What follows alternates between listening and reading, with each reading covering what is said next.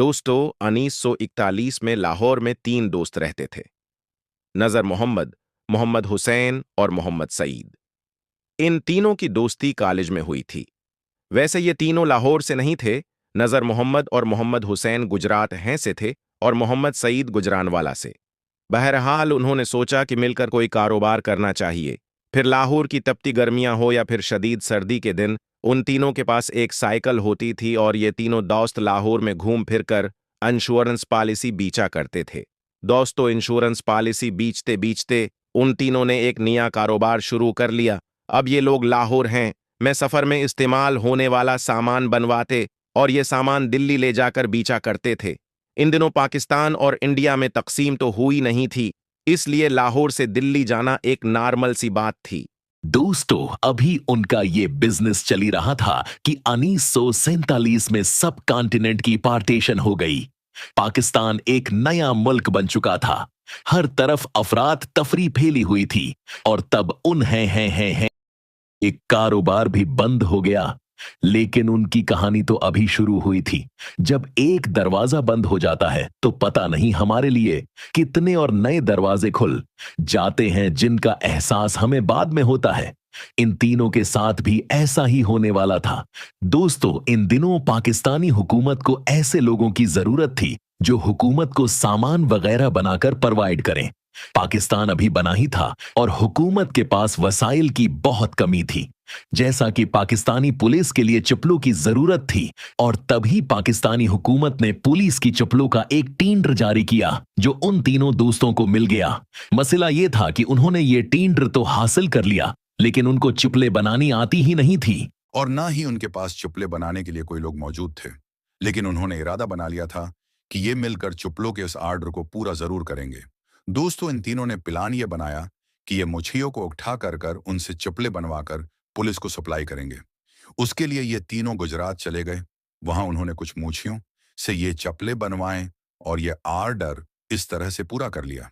दोस्तों, इन तीनों को ये चप्पलें बनाने का कारोबार बहुत पसंद आया और यही से उनका प्लान बन गया कि ये चप्पलें और जौते बनाकर बेचा करेंगे। उसके लिए उन तीनों ने 52 रुपए इकट्ठे कर लिए। उस दौर में ये बहुत बड़ी रकम होती थी। बहरहाल इन 52 रुपयों से उन्होंने लाहौर में एक जगह किराए पर ले ली और उसको अपना स्टोरेज हाउस बना लिया। उन तीनों दोस्तों को दूसरी बड़ी कामयाबी तब मिली जब उनको पाकिस्तान आर्मी के बोट्स बनाने का कॉन्ट्रैक्ट मिल गया। इस दौर में आर्मी के बोट्स बाता बनाया करता था, लेकिन कहानी के मुताबिक आर्मी के कुछ लोग बाता की क्वालिटी से खुश नहीं थे।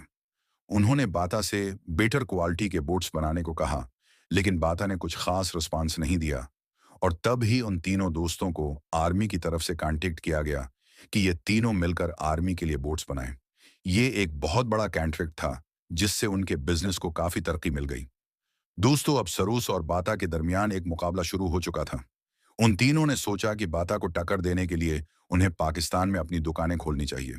उनके पास अब काफी वसाइल भी मौजूद थे, काफी पैसे भी इकट्ठे हो चुके थे और बस यही से उन्होंने सरूस शॉज की दुकानें पाकिस्तान के मुख्तलिफ शहरों में खोलना शुरू कर दी। सरूस शॉज की पहली दुकान लाहौर में माल रोड पर खोली गई थी।